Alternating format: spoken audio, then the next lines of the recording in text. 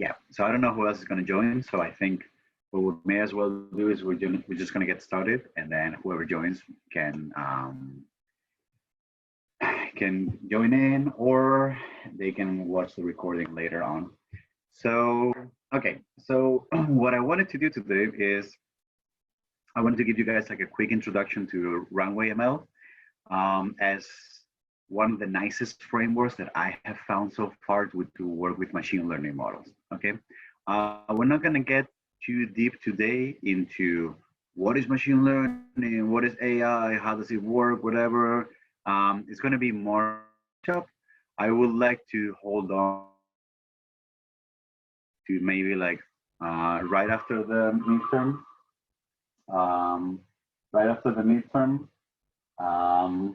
because again, it's like such a big discussion that we're not going to be able to cover it in the class.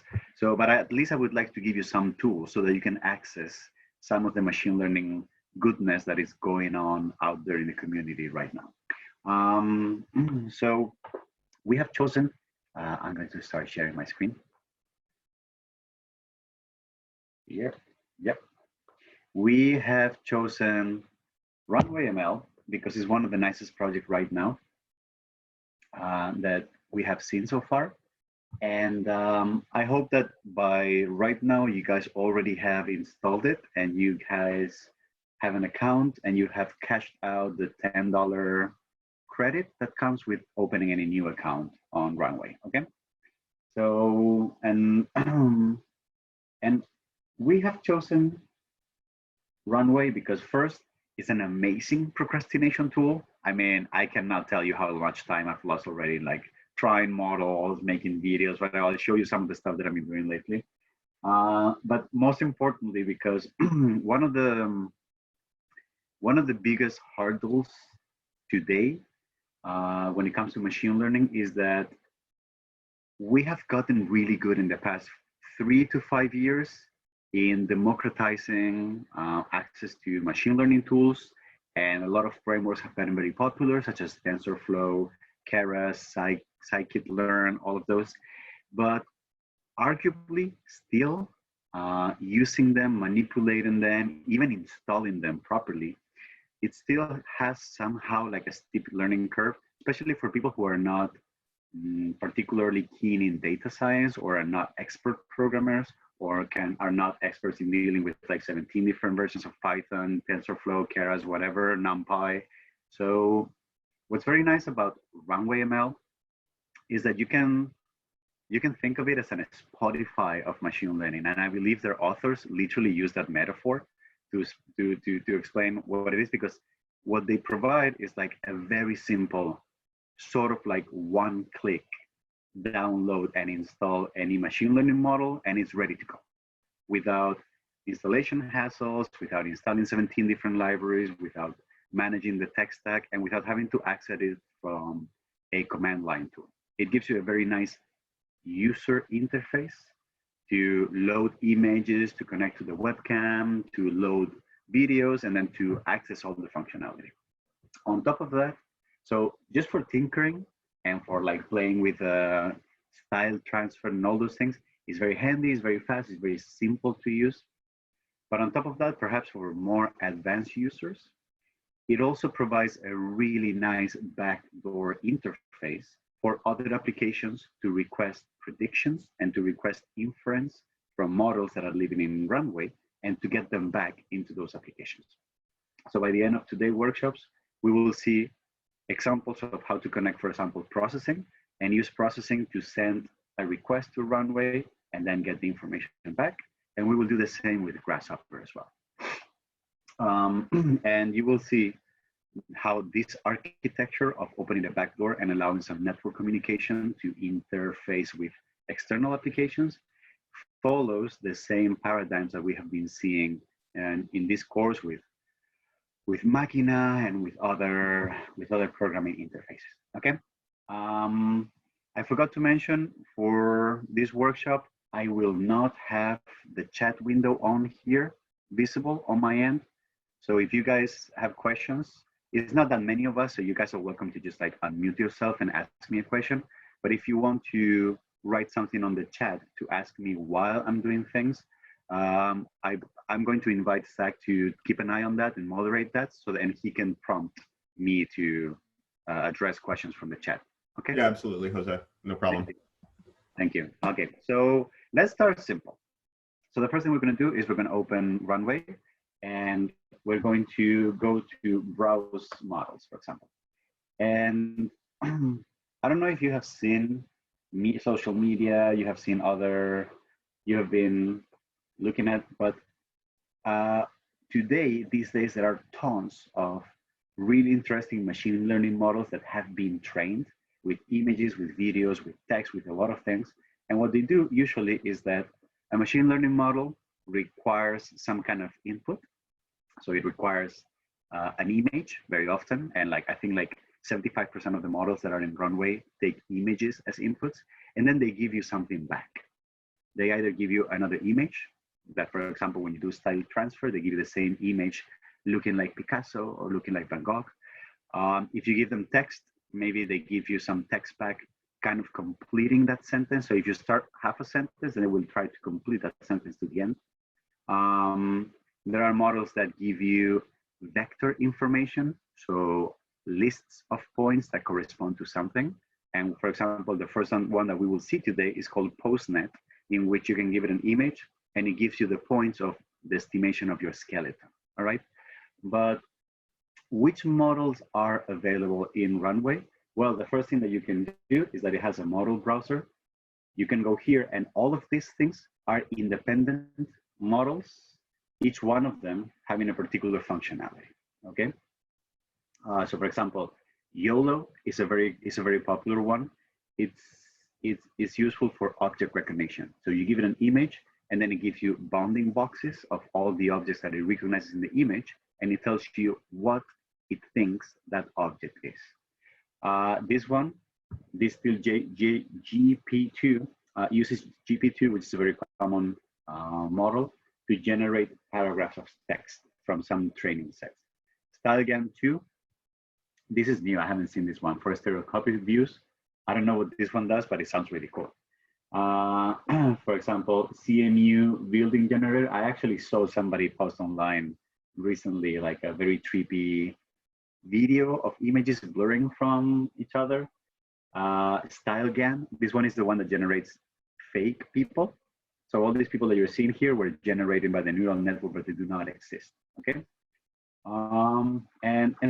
So there's really many of them. And using them is just as simple as clicking on one of them and then adding them to your, oh, this one is really cool. This one is really cool too. So using them is just as simple as clicking them and adding them to your workspace, okay? So the first one we're gonna try, I'm gonna look it up here, it's called PoseNet. All right, and you can see that PoseNet does human pose estimation out of an image. So I'm gonna click here, and you can see that I just added PoseNet to my workspace. I actually have 2 instances of that, so I'm going to delete the first one. And I'm going to go here to PoseNet, okay? Now, this is the main interface in I was gonna say Machina, sorry, in RunwayML. And it represents the input on the top and the output that the model will generate on the bottom. So because this model takes images and it gives you an estimation of the skeleton, so it's very easy to just go here, select file, and then open some file that to estimate, for example, let me find a file on my system that is my face, I think, yes. So this one, for example. So I just loaded this image, which is my head and my hand. And I believe that the model is not doing anything right now. It's not doing anything because I need to actively activate the model redundantly. So here on the bottom right end of the, you can see that you can run this model locally. So I'm going to press run. The model is initializing, and then as soon as it initializes, the model starts looking at the input image that I generated, and it gives me this output image back. this image is an image that has the estimation of where my eyes, where my ears, my nose, and where the parts of my body are physically right now in two-dimensional space. Okay? So if this is what I wanted, I could just download, save this image, okay? And then find somewhere on my desktop, blah, blah, blah, and then just save that image as an image with the skeleton representation, okay? The nice thing about Runway is that it's very versatile in terms of formats for inputs and formats for outputs, okay? So for example, I can download this image, the result of the inference, but I can also export that image as many other things. So I can export that image as text, as a CSV file, or as a JSON file. I like JSON better in general. And the file name is going to be something like, I don't know, PoseNet, March, blah, blah, blah, on something, something.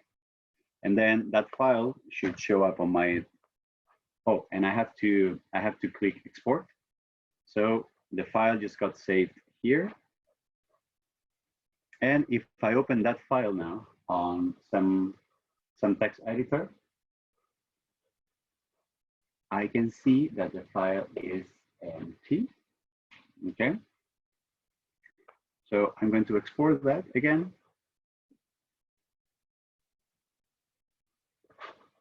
Okay, so let me try CSV. Model is not out because I have to run the model. Let me export that to a CSV file. Yes, so I am not sure why. I'm not sure why CSV file was not working. So JSON file was not working, but you can see that I have a list of poses here, and I have no pose here. Huh. Okay, so this is not working either. All right, so something is not working well with the exporting for this. So I'm not sure exactly what is not working here, but I know that you can export this. So maybe I need to load another image. Let me run this locally. Let me open the directory and let me load another file.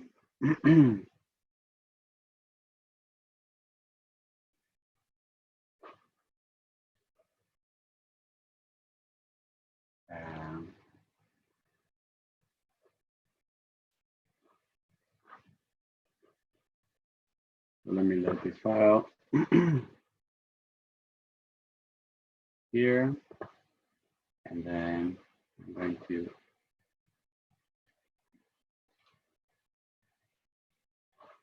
okay, and it did not export it.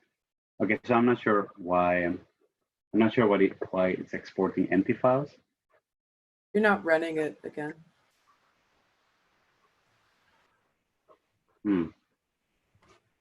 Jose, to get the JSON file to export, I had to click export and then stop export. And then once I'd finished stop export, then the file appeared in the directory. I don't know if that's unique to my computer or not. So you did turn this on here. Yeah, I was running the model. I clicked export, and then after X number of seconds, clicked stop export, and then a JSON file appeared.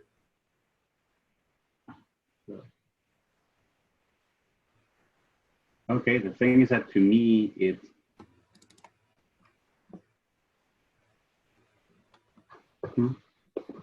nope. Well, yeah, I don't know what I'm doing.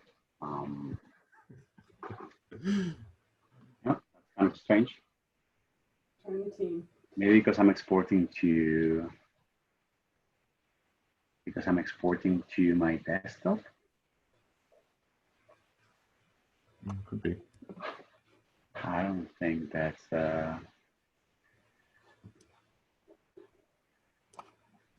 well, let's not get too hung up on that.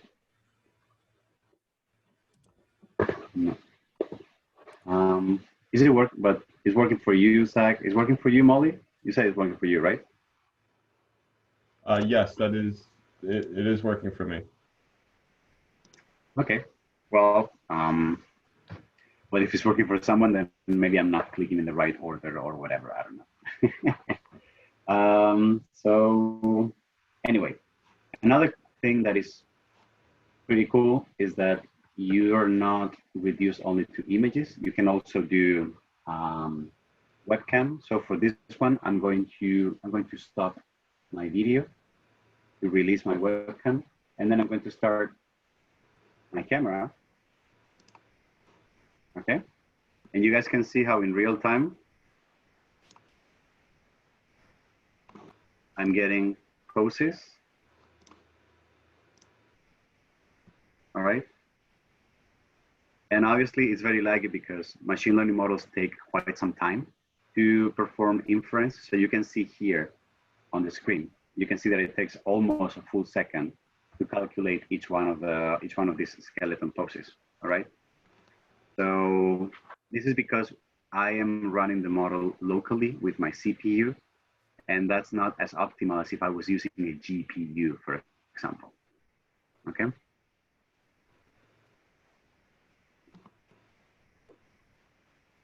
All right. Now, if you know what you're doing, let me turn on my camera again. If you know what you're doing, these are the parameters of the inference. What this means is that here you can choose a lot of things about which architecture you're using and certain parameters that define how the inference happens, right? If it's multi-pose, single pose, the size of the image, and like some other values that define how accurate, how inaccurate, or what is the temperature of the inference. The temperature is how reliable, let's say, that inference is. This is more perhaps like an expert section, and all of these parameters depend on each model very particularly, okay? So what else? One of the nice things about PoseNet is that it's one of the few models that can run locally on your machine without having to install anything, without having to depend on Docker, or without having any other dependencies. Okay. Because what happens is that machine learning models are very demanding in resources. It's very hard to do real-time stuff with them because it usually takes them, they usually require a lot of resources. And when they run on a CPU, when they run on your computer without any extra help, they're usually very slow. That's why people use a lot of GPUs. They use graphics cards to accelerate machine learning inference. So for example, let's go back to browsing models and let's look for another model that I like a lot that is called adaptive style transfer. Okay, this model is a model that takes an image as well, but it allows you to stylize that image with the style of a particular famous painter from the 20th century. Okay, so I'm going to install this, which I already have here. And if I click this is the adaptive style transfer model. Again, it also takes files, and here in the inference, you can see that this time I don't have all these crazy parameters. The only thing that I have is I can choose between which painters I want to perform inference for. So for example, let's say that I took an image and that I would want to make it look like a Picasso, okay? What I can do is I can load a file, and I'm gonna take, for example, that image that I showed before. I'm gonna take this image here, and I would like to perform inference on this image and make it look like a Picasso, okay? What happens with this particular model is that it's very resource intensive. It takes a lot of computation time. So, and also it's not possible to run it locally on your computer unless you have special stuff installed on your computer, which I will get to in a second. So what we're going to do is we're going to run inference. We're going to run it, but we're going to run it remotely. What that means is that RunwayML has somewhere in the cloud, it has a bunch of servers that are running GPUs, and then you can pay for the service of using their GPUs and accelerating the inference process. That costs money, and I believe it costs around 5 cents per minute. But since you guys have just signed up for Runway, I believe you do have $10 credit that you can use for this, okay? So we're gonna use a little bit of this credit in this workshop, but I would like to make you guys keep in mind that whenever you turn it on, if you're not using it, turn it off because you're consuming those credits that you just signed up for, okay? So what I'm gonna do is, I'm gonna choose Picasso, and each one of these models is a different one. So you have to change and stop and connect to a different GPU every time you change the style, okay? I'm gonna choose Picasso, I'm going to choose run remotely, and then it may take some time because it needs to connect to the server, it needs to activate the GPU. So connection takes sometimes, just be a little patient with that one, okay? And then here, I'm going to click on preview and see what the model, you see, it's telling me here that this may take a while. Let's wait for this to happen.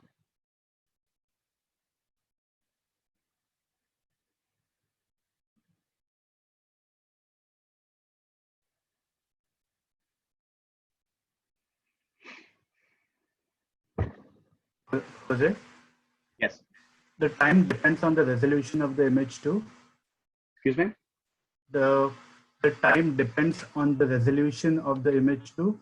It depends very, very strongly. Okay. Higher the resolution of the image, the more time the model needs to perform inference exponentially. Okay. So double the size of the image, you need 4 times the resources, okay? So here you see, this is the same image. Even on the server, it took 15 seconds to render this one, okay? So imagine if we would have done it locally, it would take probably like a full 2 minutes to render, okay? I can load another image.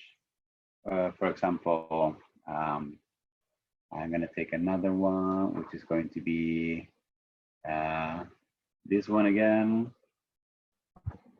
okay? And right now it's using the server to perform inference on this image. And the result is this image here. So I'm gonna stop the server now, just because I wanna disconnect. I'm gonna stop, I can export this image, I can save it to my system, and you can see that the result is this thing, which is kind of cool, right? It's pretty awesome. To Saraf's point, I would like to make 2 remarks. One, inference time depends very strongly on the resolution of your image. So obviously, the bigger the image, the more time exponentially that you need to do. But also, the behavior and the result of the inference, so how the image will look, will very strongly depend on the resolution as well. What do I mean with that? If, for example, this image that I just generated is 1200 by 1600, and it looks however it looks. Like it looks like there's a certain thickness to the lines. There's like a certain size of the texture. So it has a very particular way that it looks. But if I had used an image that was half the size, so 600 by 800, the result that I would have gotten would not look at all as if I had taken this image and basically just reduced it by half. It does not look at all. And let me show you examples of that. So for example, I have, this is the image that you saw before, okay? This image was rendered at 1000 by 1900, okay? And I'm gonna start scrolling over these images and I'm gonna show you, so this is the same image. Let's call this 100%. If I render the image downscaling it by 90%, I get this result, which is not exactly the same. Can you guys see the difference? This is 90%, 80%, 70%, 60%, 50%. You guys see how at 50%, I have lost a lot of detail and a lot of resolution. Compare this image with the 100% that I showed you before, okay? There's a very, very drastic drop in quality, or not, because maybe you can say that, oh, this looks more like Picasso to me. Picasso was like very bold, like really big splashes of color, etc. It's up to you, okay?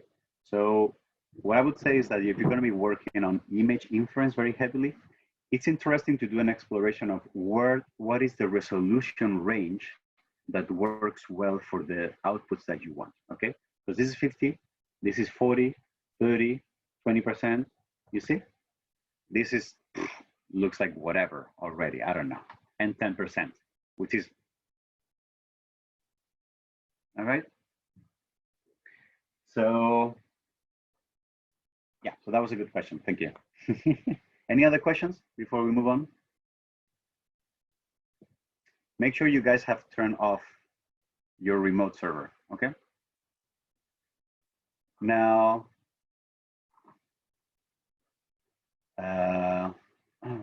you can play a lot with, you can play, no, what have I done?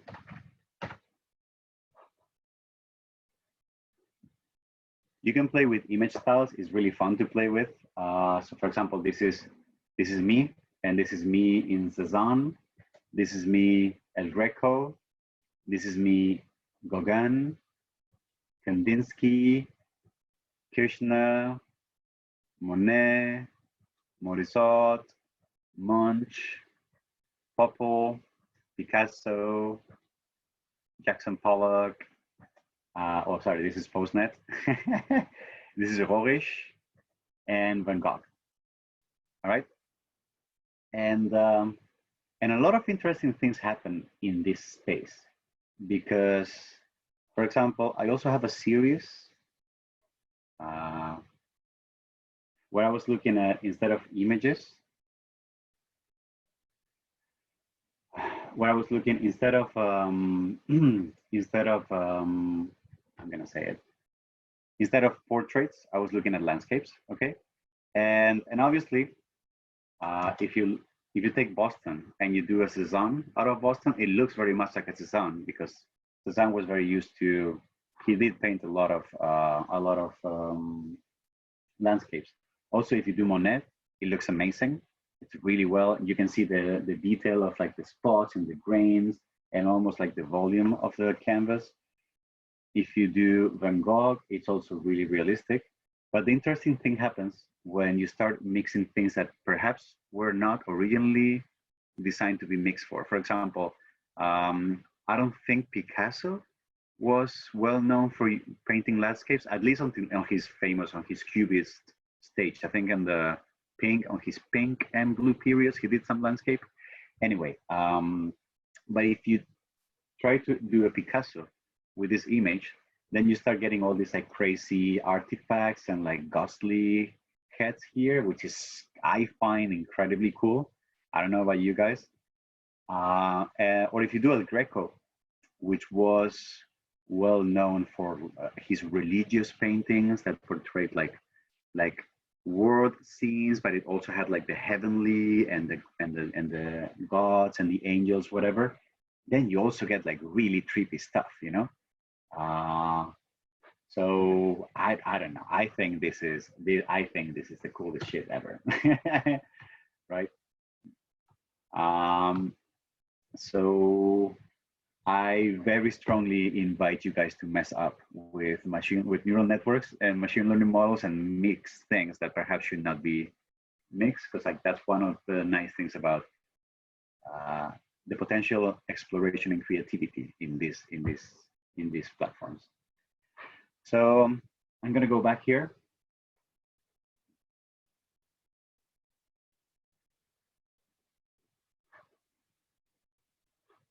Now, I would like to show you an example of how we could have done adaptive style transfer. Also, how we could have done adaptive style transfer, but instead of using the remote server and consuming credits, instead how to do it by downloading these models to our machine. Okay, if I don't know if you have already or not, but for Mac users, so the way this works, the way these models work when you download them locally is that Runway uses Docker to install and to deploy these models. Docker is very cool as a project as well. And basically what Docker does is that it creates, imagine Docker as being something that creates and manages tiny virtual machines in your computer, okay? So what that means is that Runway saves you from the hassle of installing, deploying libraries, whatever, by basically creating images, creating packages that contain all the dependencies, all the Python scripts, all the trained models, all the information that a particular model needs in order to run. It creates a package that is called an image that can be accessed and can be run as a small virtual machine. And then it downloads that and it runs it on your computer in order to do inference, okay? That's how Docker works. Runway relies on Docker to download these models and be able to run them locally. So if you want to run stuff locally that is originally designed for a GPU, you have to have Docker working on your system. Good news for Mac users is that you can do that super easily. For Windows users, the only catch is that you need to have Windows Pro. Windows Home doesn't have a Hyper-V, which is the option that is required by Docker to be able to virtualize images. So if you have a Mac, use Runway on your Mac side. If you have a Windows and you're really interested in running things locally, just buy Pro. I think it's like $99. Maybe you can get an educational discount. I'm not sure about that. And if you don't know if you have Home or Pro, just open your Windows Explorer, right click on this PC, go to Properties, and then the very first thing here, it will tell you if this is Windows Home or if this is Windows Pro, okay? All right, so I have Windows Pro and I have Docker installed on my system. Docker is something that when you turn it on, it minimizes on your taskbar, so it's running in the background. You don't even know that it exists, but I just open it, I just double click it, and I have it here. So right now Docker is running in my background and has the potential of running models. The other thing is that, so I'm gonna switch here from remote, I'm gonna switch to local, and I'm gonna keep on CPU. The other thing is that I have already downloaded all these models and I have them local in my computer. In your case, if it's the first time that you're doing this, you will have to download each one of them one at a time. Each one of them is almost like 800 megabytes, so it's quite hefty, but it's kind of worth it. So for example, let's say that I would like to do inference with Cezanne, but I would like to do it locally. So what I'm gonna do is I'm gonna run it locally, and you can see that as I do that, Runway tells Docker to create a new small virtual machine that is running the Cezanne inference model, okay? So as this is happening, this model has a port that is used to communicate with Runway, and you can see that the model is already running. So the model is already running and it's performing inference. So it's taking this image that is 1200 by 1600 and it's trying to style it into Cezanne. But as you can see, it's taking quite some time. So let's give it a second. Actually, let's give it some time because it's gonna take at least a minute or two. Any questions in the meantime? Oh, it already got, so 32 seconds. That's actually not that bad. 32 seconds for the image inference. But at least I was able to do it locally and without consuming resources, which is kind of nice. Questions? Okay. So why would I I, want? I I have one question. Yes. When you did local running, you can even select GPU if you have a good graphic card. I cannot. Can you? Is the option available for you? I don't know if it depends on different like different models, but right now I just like selected a random like sketch 2 picks, but I could not select GPU. So I don't know if that differs. I think in order for that to happen, Docker and the model, they both need to be compiled for your particular GPU, and I am not sure how to do that right now. Okay. So even if you had like a really good GPU, still the model needs to have some knowledge of what GPU you're running to really connect to that. So I'm not sure how that could be done, but I'm going to do some research and figure that out. Okay. Okay. Cool. Thanks. Mhm. You're welcome. Okay. So, but why would we, if just running it on the cloud is much faster, why would we want to do it locally? Well, first of all, Credits, right? you save credits, you save money, but also you may want to perform inference not just on one image. You may want to perform inference in a bunch of images, in like a lot of them. Okay. So, for example, when I loaded files, you can see that you can open a file, but you can also open a full folder. So I'm going to open, I have a video. Let me show you here. I have a video that I took the other day, which is just the Boston skyline from the river. Okay, so it's like a 12-second clip, which is just panning over the river and ending up on the bridge. Okay, so you may want to stylize one image, but you may want to stylize a full video. So if you stylize a full video, it's going to take quite some time. It's like rendering. Remember when you guys were architects and you needed to render a video? Okay, so you needed to like Cinema 4D and 3D, and you wouldn't just leave it overnight, and in the morning you would get the video or the frames or whatever. It's the same thing. So if you want to render something that is very long, you may actually not have the credits, or you may just want to leave your computer running overnight. Okay, so that's why you may want to choose to have these models locally, especially if you have a good computer and if somebody else pays the electricity bill. So I'm going to open. What I've done is I could open that video file that I just showed you, and you see that Runway takes video as inputs, and then here in the export type, I could just click video, choose MP4, choose which folder I want, etc., and then I could render from one video to another video. However, I personally don't like this process very much, because if the video is very long, it may take forever. And if my computer crashes, or if I want to stop the process halfway through because I want to do something else with my computer, then I lose all that rendering.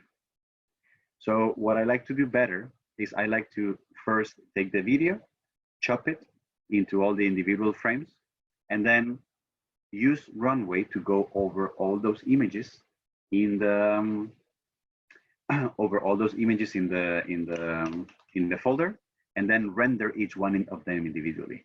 That's also much better because once you have all the frames as individual frames, then you can choose to render the video with like different scales, different size ratios, etc. So I think it's a much more versatile process. So what you can do is, instead of opening a file, you can open a folder. And I have a folder where I have all the frames from this video. Okay. If I do that, I can export this to an image file. I can say I'm going to do Cezanne. I'm going to store them in this folder, right? And then I could click export, and then Runway would start going over each one of these images, would perform inference on each one of them, And it would give me a result similar to this one that I have here.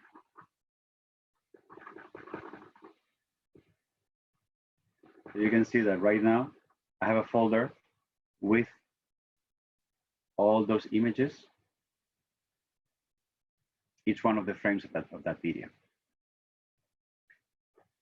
And because I have the frames, now I have the freedom to choose how to render them, how to stitch them together into a video. So for example, what I did with this video was, where is this? So I made this other video here.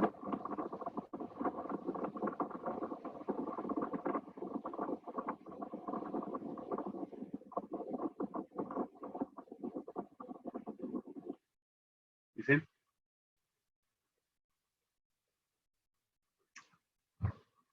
And in order to do this, I just left the computer overnight running. Okay, it took longer, but I didn't use credits.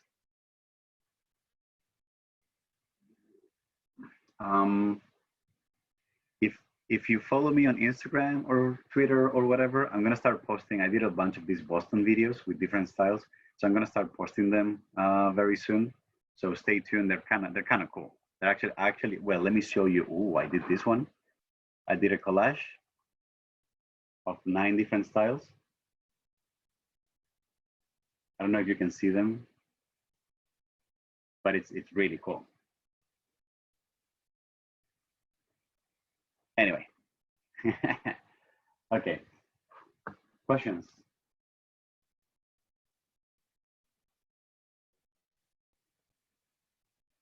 Okay, then things to explore. Well, you have something like 100 models. Each one of them does really cool stuff, tattoos. You can generate fake pizza. I mean, how awesome is that, right? You can render hand-drawn sketches with Sketch to Pick. This one, I'm not sure how good it runs yet, but anyway, there's a lot of stuff that you can do. So feel free to explore, to just download the models, to give them a try, see what they do. And this may spark your imagination, gives you ideas, like trigger projects, who knows, all right? So there's a lot that you can find there. Now, okay, let me take a.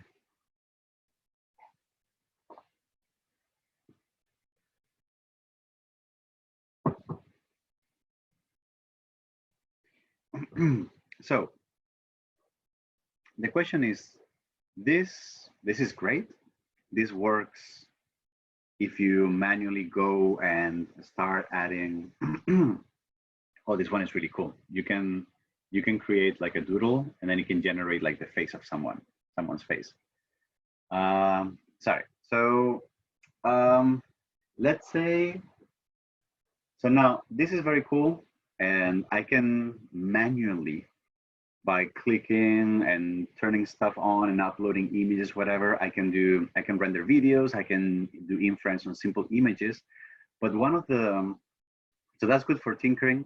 And this is what I mean when I say that it's an amazing procrastination for a quarantine life. But if one of the big powers of RunwayML is that it's also able to work as something that exists in the background of your computer. And then it allows connections by other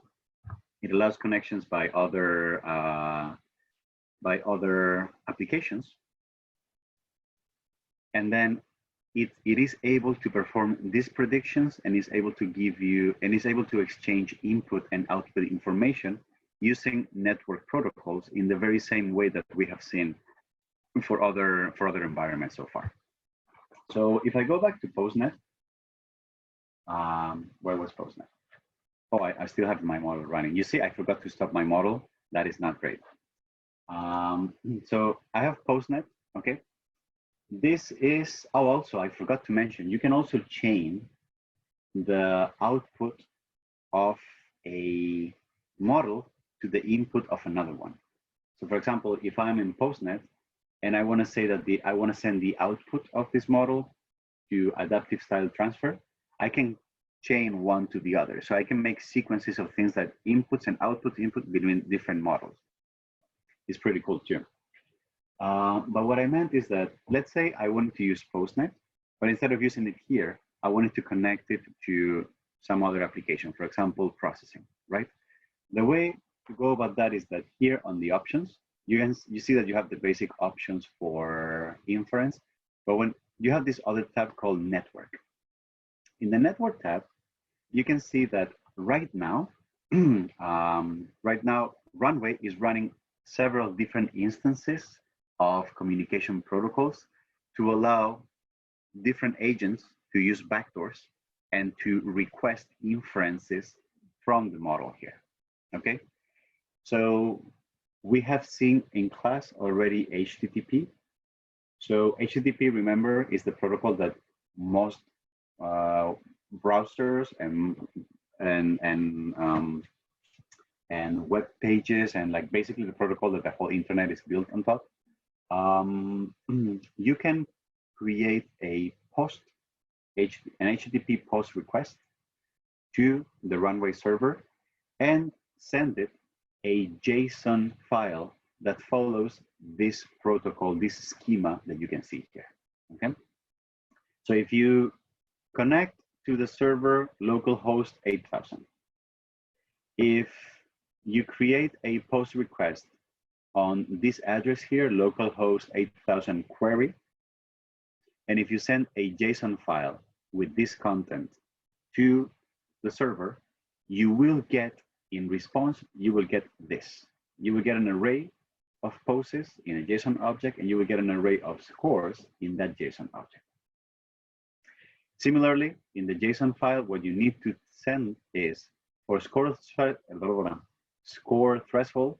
Here it says a slider, but you can't really send a slider. A slider in Runway terms means just a number, okay? Same for estimation type. You can't really send a dropdown, but you can see that estimation type here in the dropdown has two values, multi-pose and single pose. So basically what this is telling you is that estimation type, you need to send a string that either says single pose or multi-pose. That's simple as that. And then for image, it's a bit more complicated because what happens is that a JSON file is a text file, basically. It's a string, okay? But an image, technically the data inside of an image is zeros and ones. It's not something that can be represented by, and if you actually open any image with a text editor, what you will see is like a lot of gibberish and like crazy, you will see a lot of crazy hexadecimal codes and like symbols that don't make any sense. That's because that file is full of zeros and ones that cannot be represented by text. So base 64 is a very common way. Base 64 is a very common way of transforming something that is represented as zeros and ones, so as in binary, of representing it as text. So you can see here that the base 64 table means that any sequence of zeros and ones that look like this is represented with a J. Any sequence of zeros and ones that looks like this is represented by a capital Y. Any sequence that looks like this is represented by a 7, okay? And then what you can do is you can encode those zeros and ones into a string of characters using this index table that represents those zeros and ones. Okay, this is very hard to explain, but for example here, yeah, well, this is not, but yeah, so so basically all the zeros and ones of an image can be encoded into a different representation that is called base 64, and that is a super, super common way of serializing information to be exchanged between network agents that can only communicate via text. via strings. Okay. So whenever we want to communicate with RunwayML, we need to send a JSON file that has the image that we want inference on in base64 format, and then the estimation type, the pose detections, and the score threshold. All right. I'm looking at Erin right now. We're gonna have to have a cat play date with what is the name of your cat? Colby. Colby, Mhm. right? Is it a him or a her? Him. A him. Well, so maybe he would hang out well with our Mips and Sammy. Yeah, for sure. He's already had cat play dates on Zoom, so he's ready. On Zoom? Yeah. Oh, Mips would love that. She loves getting on top of the laptop, just like. All the time. All right. So now let's look at an example of using processing to connect to RunwayML and to perform inference. Okay. Those are the examples that I'm going to use the same 4 files that you already downloaded from the workshop yesterday. So there is a folder somewhere there. Let me double check that. There is a folder. Do I see Rayleigh's tail? Does she want to go on the play date too? Okay. She heard you say cat. Ah, okay. Colby's about to leave, so.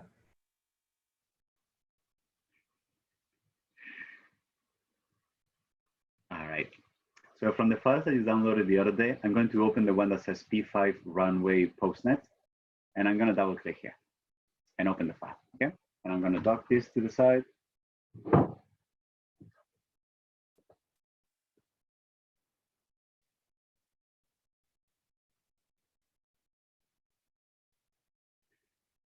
Okay, so I'm going to demo this file first, and then I'm going to explain how things are happening, okay?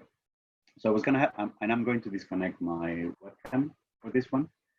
So I'm going to run this file, and what this file is going to do is the first thing is going to run, is going to open my webcam, and it's going to start recording.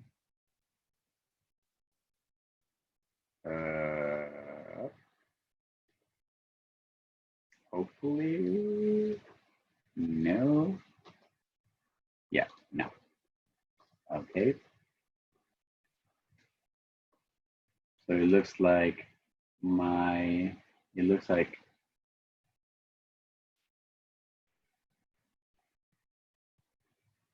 ooh, looks like I lost my webcam.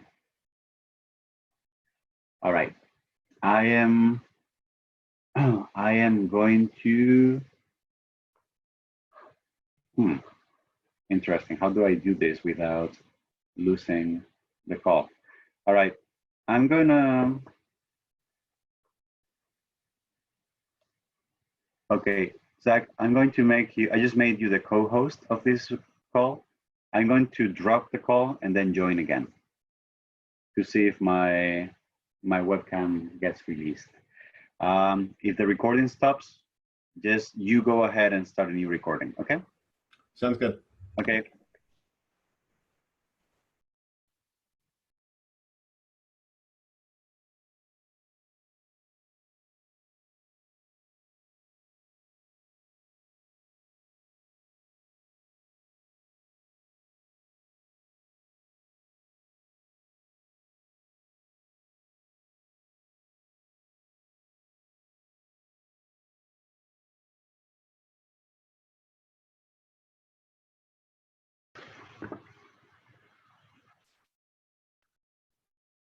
Okay.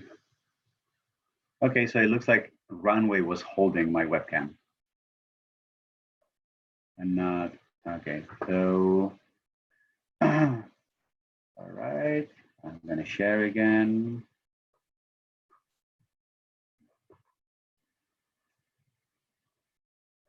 Because you know, not all of us can handle multiple inputs and outputs the way Zach does it, you know? You're not a Zoom DJ. Sorry. I'm not a Zoom DJ. Ah. Okay, so I have PoseNet here, and it looks like I have access to my webcam. All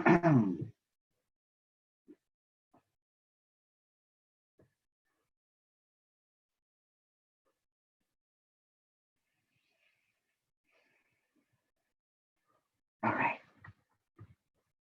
So I'm going to run this. Okay. You guys can see me, right? Okay, so processing is now getting in my webcam feed from my laptop. And what I'm going to do is that I can press any key. And as I do that, processing will take a snapshot. It will send a snapshot to RunwayML. RunwayML will perform a prediction. It will send me back this JSON file that we talked about with this schema. And then in processing, I will take that that file with the eyes, the ears, the shoulders, whatever, and I will render those as lines on top of the image that I just captured. Okay, so I want you guys to see how this is going to freeze. Image is going to show up here. We're going to get prediction, and then it's going to go back into processing. As I press up, and it's not working because the model is not running. I forgot to turn it on. Okay, so that's important. I'm going to run the model. I'm going to turn this on again. And now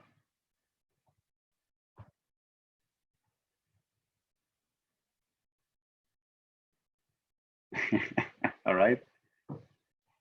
And I can do it again.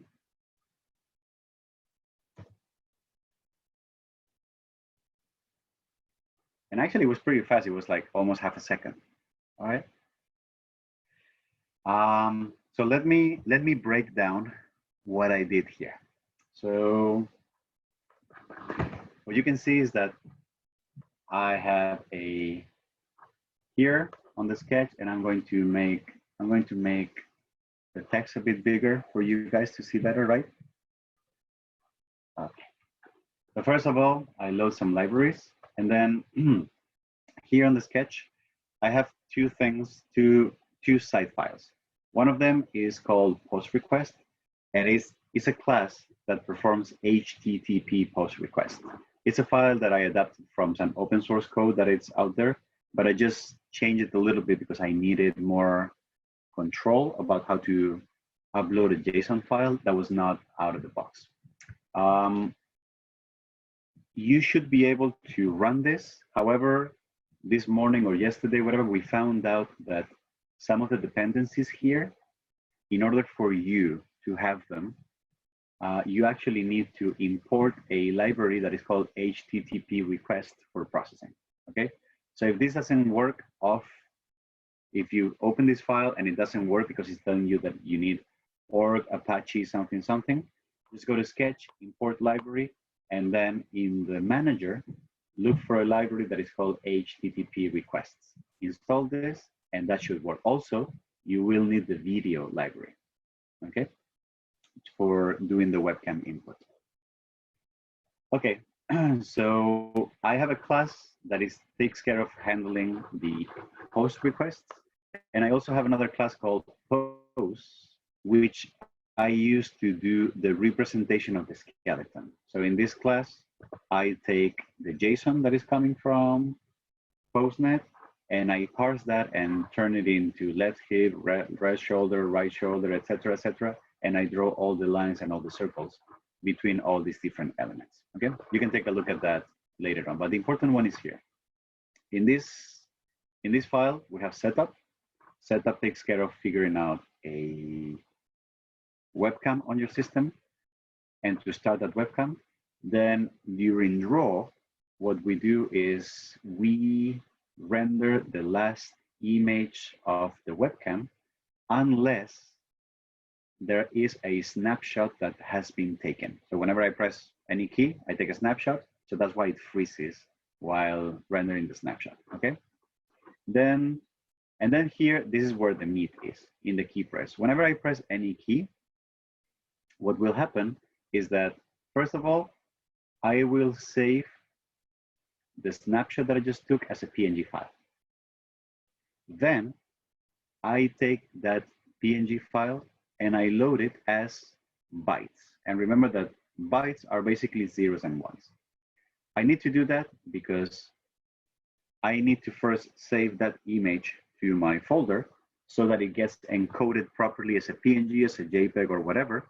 And then I can access the binary zeros and ones as an array of bytes. Then I use a base64 encoder to encode all those bytes, all those zeros and ones into a string. Okay, so this one here. I add this thing called the header. This is called a MIME header, which is basically a prefix that you can add to base64 strings to let the recipient of that string know that what you have encoded is a PNG file, is a JPEG file, is an MP3 file, an MP4 file, whatever you are sending through the string, okay? Then once we have the base64 image, remember here, this part is ready. Now we're ready to create the JSON object that will incorporate image, estimation, max poses, threshold, etc. So you can see here that in the request object, as per the schema that Runway tells me, it's the JSON object that has first, as an image, the base64 thing. The estimation type is multi-pose. How many maximum pose detections? 5. What is the score threshold? 0.25. So I just created this JSON object. And in the post request, I am adding the JSON as the request that I want to send with my HTTP post request. I send it here. This is where this is where the JSON file is going from processing to Runway, okay? And then processing stops there because this is a synchronous request. It means that the execution of processing will stop until it receives a response from the server being Runway. So whenever the JSON file, whenever the JSON file goes from processing to Runway, Runway takes the base64, creates an image, does the estimation, and then it responds back with this JSON file here, okay? This JSON file is the content that I get while I'm waiting for the response. So this is the response, which is a string representing the JSON file. Then here, I take that response and I create a new skeleton with this. This is the file that I was showing you before. And here is where I take that string and I parse it into a JSON object and I take all those poses into an array that I then convert into the nose, the left eye, the right eye, the ear, etc., etc. And last but not least, I render that image and I render the skeleton. Another thing that I do every single time is that I save the frame for the skeleton, I save the strings from the response, I save the image. So in the folder that I was running this, you can see that I have a screenshot. That is the screenshot that I just took. I have the JSON request. So you can see that the JSON request is the score threshold, but it's also the image is that you can see this is the base64 representation of that image, which is a lot, okay? And then all the way at the end, I have multi-pose estimation and how many pose detections here. So this is the JSON, it's a copy of the JSON file that gets sent to, and now this one is a copy of the response. You can see that the response is, and I can probably, you see, if I make this look a bit cleaner, you can see that the JSON file is an object called poses with an array of arrays with, these are the relative screen locations of each one of these objects on the screen. You see that all the values go from 0 to 1. And then these are the scores. This is how confident the model thinks that those are the right answers. And also, the thing renders an image of the snapshot and the skeleton drawn on top of it. I don't think it's interesting that we actually go much deeper into the code. I think I have gone over what's important, but the details of how that happens, you guys have the code, so you can look it up and you can change things around and see how changing those things, like how this works basically. Questions?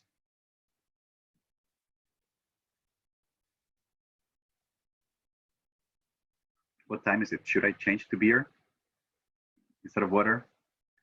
Can we do that? Well, I don't know, sorry. Okay. So this is processing, but as you can see, I didn't use, I believe there is a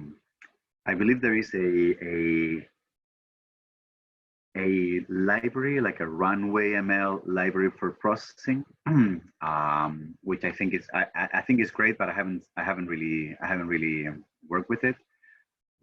I happen to be someone who likes to know what's going on. So as an educator, I'd rather explain to you guys the low level, the nitty gritties of how this is working and why. And then if you choose to use the processing library from RunwayML instead, your life will probably be easier and better, but you may not know exactly what's going on under the hood. Okay, so I leave it up to you. But this is the breakdown of all the process.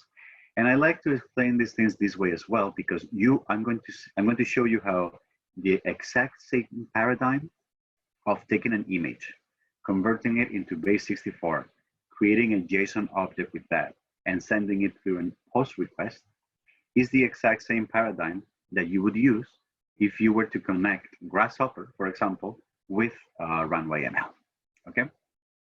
Which I believe somebody's working on a Runway for Grasshopper plugin, but again, if you know what you're doing, then you don't need the plugin because you have absolute control about what's going on, okay? So let me show you that right now. So I'm going to open the same file.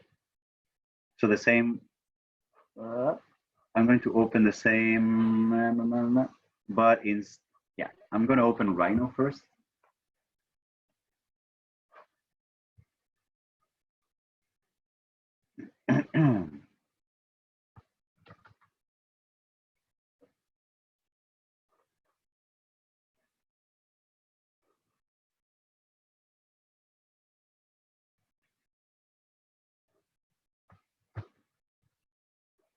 All right, I have Rhino here, and I have Grasshopper. And since, well, we're going to use a little bit of Rhino, yeah, but so I'm going to load the Grasshopper file that says Grasshopper Runway PoseNet, okay? And before I do that, I'm going to disconnect my webcam.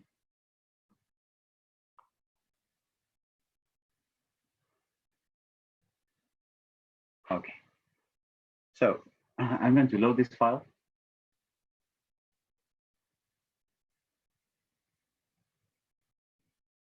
It's taking some time, but you can see this file uses a bunch of libraries. It's using Firefly, it's using the data tools, it's using JSON for the JSON parsing. All the dependencies are explained here in the text file, everything that you need to install, okay? I have talked to some folks who have an older version of Firefly that only has Kinect and blah, blah, blah, but doesn't come with all the nice vision components. You will need to update that because like the webcam reader in Firefly is, I think is from one of the latest versions, okay? So what we have in this file is first, we have a first area where we have a component that is reading in real time from the webcam, okay? So I can choose what resolution I want for this. So maximum resolution, it will be a bit choppier, okay? Or I can do not so much resolution, okay? Then I have a second component here that is able to take a screenshot of the video feed. So for example, when I click here, this saves a screenshot of an instance of what was going on here, okay? Now, I use this component here to discriminate between feeding down the road either nothing or a simple screenshot or the live feed, because I want to be able to control what gets sent to RunwayML. Okay. Now I'm going to turn on screenshot, and what we're going to see is that it's going to happen something very similar to what happened before. The screenshot is going to be encoded into a JSON file. It's going to be sent to Runway. There's going to be a prediction, and there's going to be some data that is coming back. I'm going to do that. The screenshot gets sent. Everything is freezing a little bit. All right. And something did not work. What happened here? Okay, so this worked. HTTP. This didn't work. Oh yeah, okay, because I'm not running the thing again. So let me run the model. Okay, now the model is waiting for data. Now I'm going to send a screenshot. You can see the screenshot shows up here. I get the skeleton, and I believe that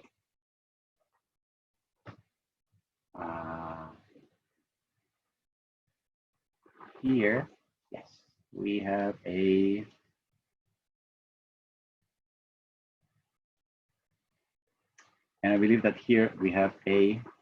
skeleton representation that has been brought from, and you can see that one of the nice things is that it's not on the image, but I still get a kind of like auto completion of the rest of my skeleton. You guys can see how my torso is completed, and even there's like an estimation of my leg here. I find that pretty cool too. So what's going on here? This image gets encoded into base64. Then you can see that here, this is where the JSON file is created. And the JSON file has image, estimation type, which is multi-pose, max pose detection. It's called everything that we have in the schema here. We take that and we send it via HTTP post to the address that is specified in RunwayML. You can see that the response is the JSON object with all the poses and all the numbers of where that is in screen terms. And you can see that some of the points are outside of the screen, 1.2. That means outside of the range of the screen. And then here, I'm taking the response, I'm deserializing the response, the array, into like all the numbers. And then here, I'm just playing with the numbers, creating points in Rhino with those coordinates. And I'm also taking some information from the server in order to know what goes with which. So the server in Runway also has this thing called information. So if you make a GET request to this address here, what you get is a JSON file that tells you a bunch of things. It tells you, what is this model doing? Is doing a human, is detecting human poses in image. It tells you the connection. So it tells you the left hip should go with the left shoulder, the left elbow should go with the left shoulder, etc., etc. It tells you all the labels that exist, how many items, blah, blah, blah. So it gives you a lot of information of how the model is working. So what I'm doing, the rest here, is that I'm taking all that information and I'm using it to mix match all those numbers, all those points that are coming from the response, and therefore generate the vertices that you see here, and to generate the lines between those vertices. Does that make sense? Can I see some thumbs? Yeah. Thumbs up. Good. Thank you. Now, a couple words of caution. Now, do you see how this component, the webcam, is alive? It's constantly refreshing. You see how this component is constantly refreshing? This component is updating continuously. And you see how even though this one has a frozen image, it's still refreshing continuously? Can you guys see that? This is because whenever a component is ticked, whenever the input of a component changes, the component refreshes and updates. And that goes down, goes down, goes down. So this component here, can you guys see how the image is the same? Well, look, the serializer is still working and it's still serializing this image over and over, even though the image is the same. This is the typical problem that we have in Grasshopper when we're working with dynamic data. Remember how if we don't prevent update cycles on data that is the same, then we basically have constant updates going on in Grasshopper. That would mean that if we didn't do anything, we would be requesting prediction of this static image over and over and over constantly to RunwayML and back, and then we would probably be overloading our computer. That's why we're using this thing here. This is the gate. Remember, this is coming from the data tools in Grasshopper, and what this component is doing is looking at the text that is coming from the base64, and if it is the exact same text, then it is preventing the update cycle from updating down the road. So this component here, we can't really see it, but this component is constantly updating, but this one here is not anymore. It's not updating unless this text changes, okay? And that's how we are preventing right now Grasshopper from constantly requesting prediction of the same image over and over from RunwayML. Let me show you how that would look. Let me connect this one here, and now let me bypass the other one here. I'm actually gonna, yeah, well, this is gonna crash probably. If I do that, you see? Request. I'm requesting over and over the prediction. And you can see here how RunwayML is doing a pretty good job at keeping up. I'm actually quite surprised. You see how the inference time is like in the milliseconds, but it's still doing some real time. All right. So that's pretty good. Let me stop that by using one of the gates. Poof. As I do that, this stops from updating. Okay. Was that clear? All right. Okay. So, well, but maybe I actually do want that update to happen. So if instead of screenshot, I want live feed, then what this component is going to do is it's going to let this image, my webcam, is going to let it through as opposed to the static image. So if we do that, then we will get a lot of refreshing predictions on and on. So you guys see? You guys see the skeleton on the top of the screen?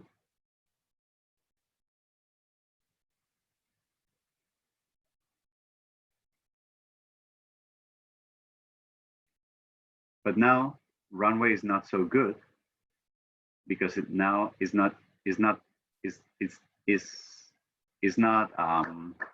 optimizing. Probably what was happening before is that it was detecting that it was the same image, and then it was just bypassing inference. Now, because it detects there are new images, it's taking some time to infer each one of them to predict them. So you can see how it takes roughly half a second on my computer to do each one of these inferences. If I was running this on the cloud, it would probably be much faster.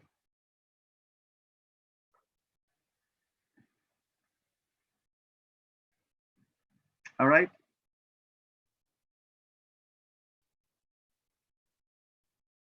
Yay. Questions?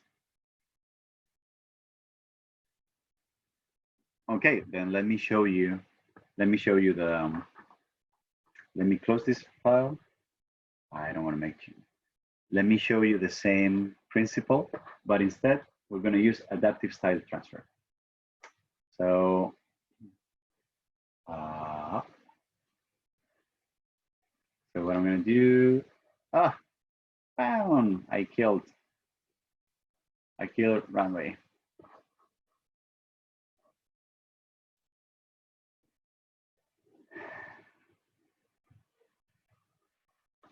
Okay, I'm going to open a workspace.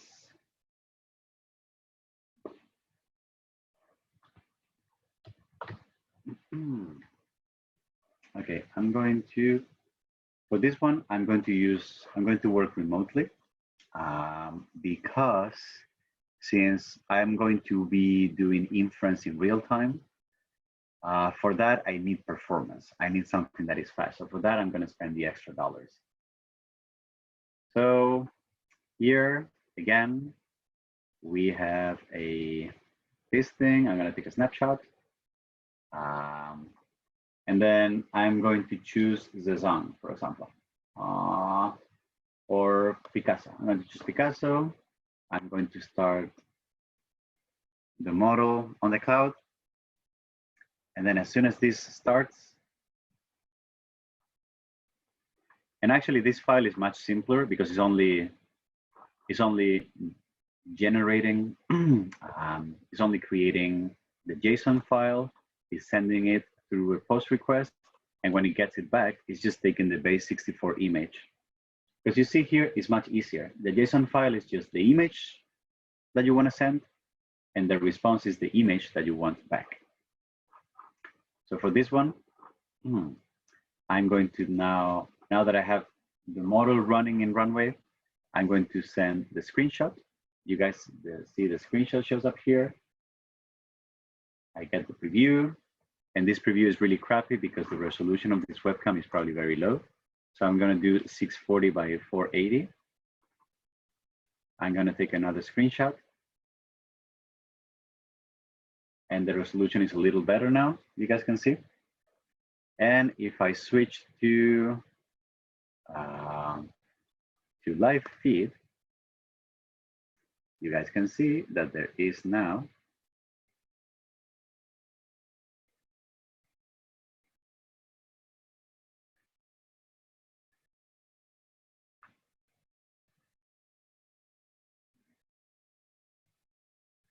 and I could be saving these files to my folder as well. Before I stop the model, let me show you the same thing working on processing. I'm going to open the other file that came with the workshops. It's called Runway P5 RunwayML Adaptive Style Transfer.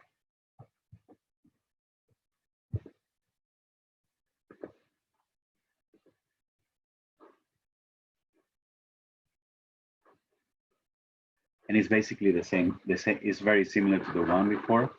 It doesn't even have the skeleton part. It just has like converting the file to base64, and then when it gets the response, deserializing base64 into a P image. So I'm going to run this. I think I have webcam here, and same thing. But this one is continuous. So I'm going to do this.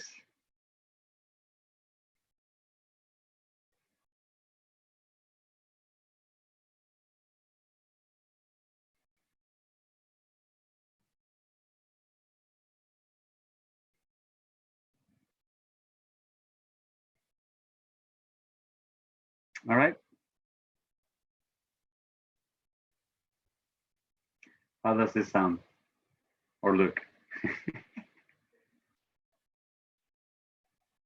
All right, I'm going to disconnect. Stop. And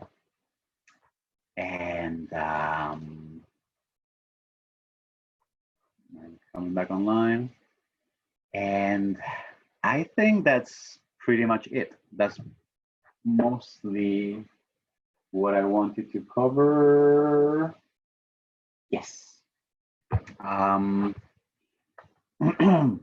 Questions, concerns, things that were not clear. What do you think? First of all, thumbs up. Is this cool or not? This is really freaking cool, right? We're gonna have Cristobal come over and talk a little bit about the project and about how he got there.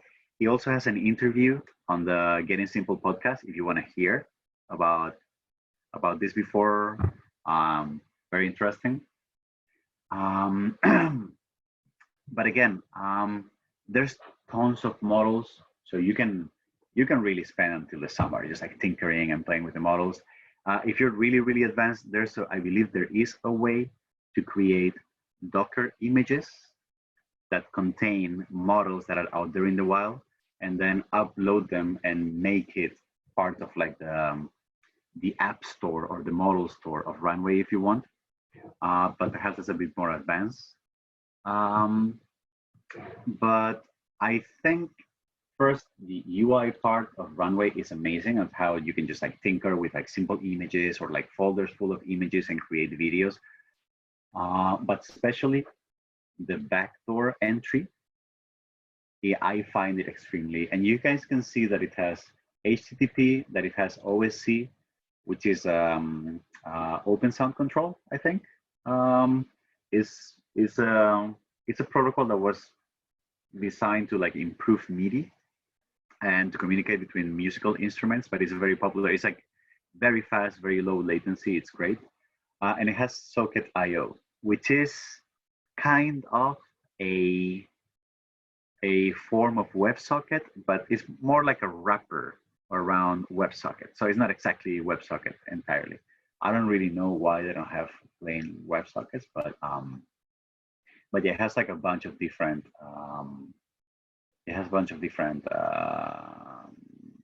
ways of communicating and protocols.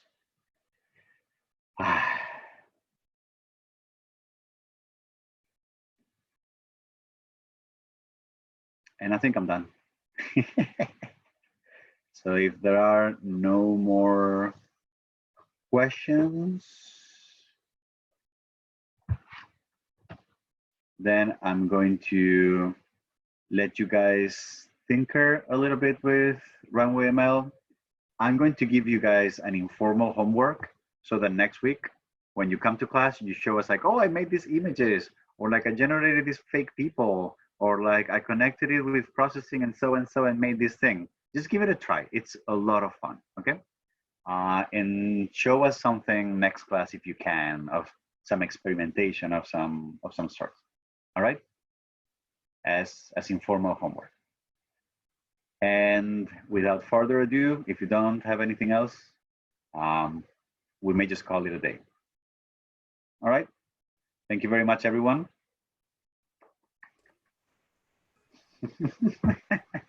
And see you guys soon. Bye.